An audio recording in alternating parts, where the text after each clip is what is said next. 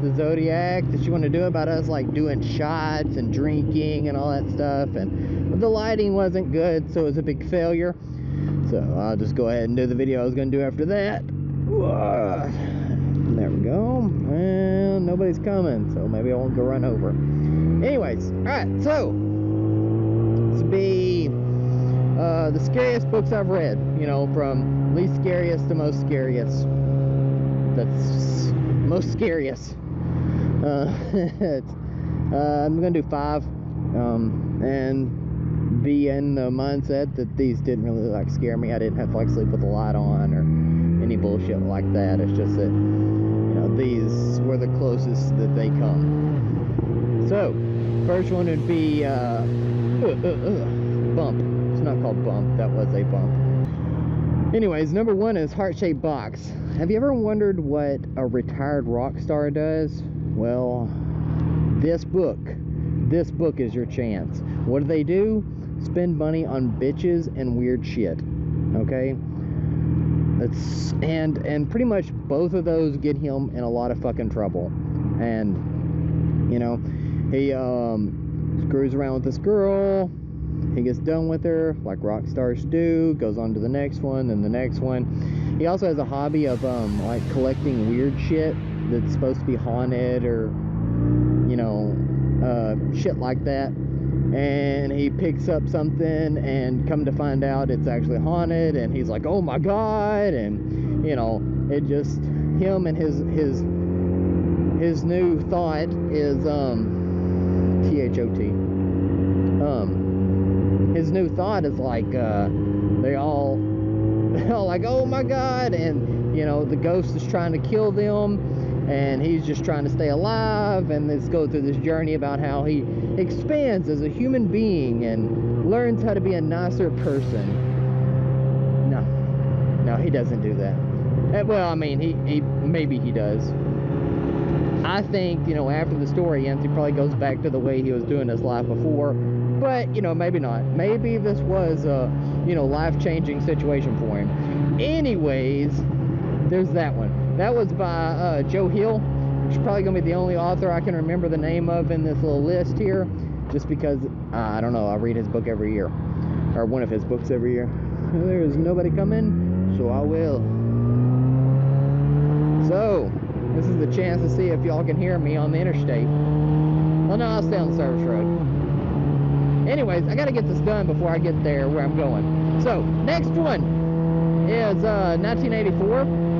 It's like 300 and something pages, 312, 315 pages of just a study in despair. You know, it's like how that's a good way of putting this. It's like how a blind man finds his way through a new house all by himself, just stumbling and running into shit. And this doesn't make any sense, I'm sure. And it's I don't know. It's like the sad but inevitable end to any government that is corrupted, which is to say, any government, period. So, you know, given a long enough timeline, they will try to become completely overbearing and powerful, and, you know, this is what happens when they become too powerful and nobody can stop them. So that's pretty scary to me. Don't think it'll happen in my lifetime, but, you know, whatever. So, on to the next. I mean, it's just a quick overview of it. The Troop, which I read this October. I was just making sure to say some random year. And it's about some Boy Scouts that are in like a modern-ish time, and they're in Canada, and they go to this island to do Boy Scout shit, where they, you know, like, do whatever Boy Scouts do. And there's this guy who just can't stop eating. Okay, he's so hungry and he's wasting away, and he like gets to the island. And I think he thinks he's alone on this island. He like gets to this island and he sabotages his boat that he gets there, and these Boy Scouts are staying there for the weekend. Okay, and he doesn't know they're there. Anyways, he asks for help, and the troop leader is the town doctor, and he tries to help him, and inevitably he gets infected with the sickness, which come to find out it's a tapeworm, and it's like this super tapeworm, and you like lose like 20 pounds overnight, and you can't stop eating because the tapeworm is eating you and causing you to eat shit, and your guts will explode because you're consuming so much food, and the tapeworm is getting so big, and it's just gross. And each one, when you get it, I mean, if you catch it, you don't know you caught it until it's too late. I mean, once you caught it, it's too late, but there's like no cure for it because they're just kids on an island. So it's like this, like, we got to stick together, you know, to stay alive, but we also got to stay kind of apart from each other because I don't want to get the infection from you if you do have it, kind of thing. So, you know, it's kind of sad because, you know, people want to band together. You know, that's how a mob mentality is. You know, they want to be in groups, but, you know, you can't trust the guy beside you, and not because you can't trust him, because he doesn't know that he is one of the infected. But yeah, it's depressing. Anyways, we've got Woman in Black, which I also read this October, and the movie that came out with old Harry Potter in it is based on this, and it's pretty good. It's like that neo-classic kind of thing. It was written here more recently, but it's got like that classic feel to it, the way it's written and what they say and stuff like that. About a guy that goes to this dead woman's house, that she lives in this area, this like bog, where the tide will cause the house to be sequestered from everybody else. So she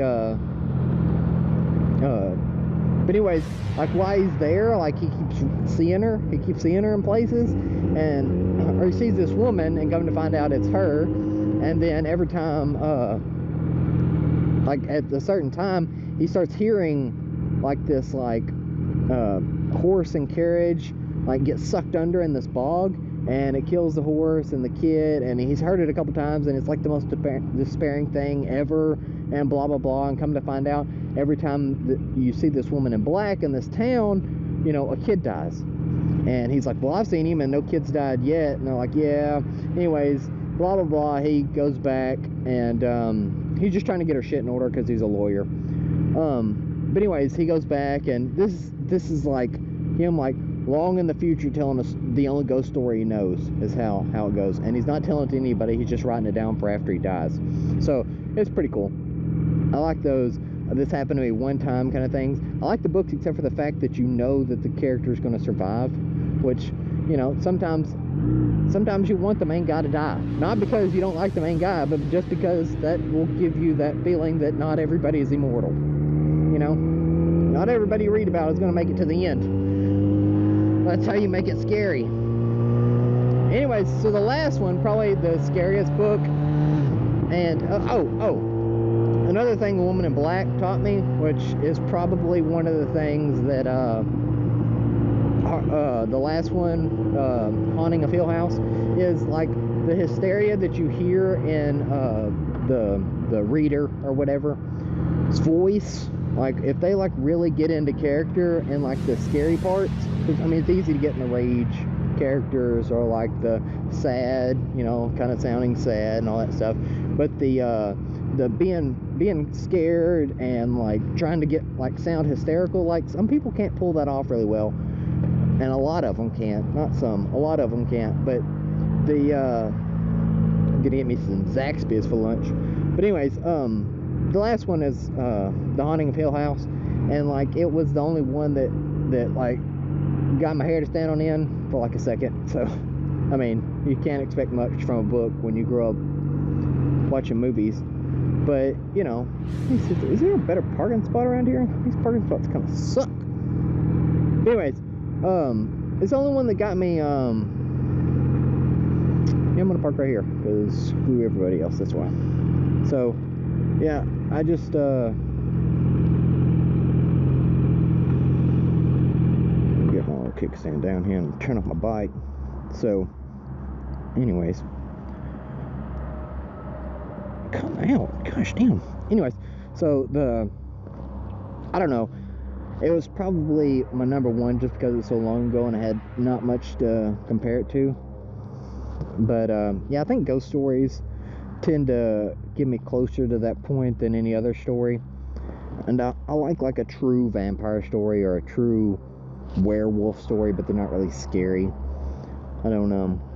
Maybe if I was reading them while I was, you know, in the woods camping or something like that, because where you're at has a big point in that. But you know, just a quick video, I hope, on you know, some of the scariest books I ever read. But I'm gonna get off here, so later.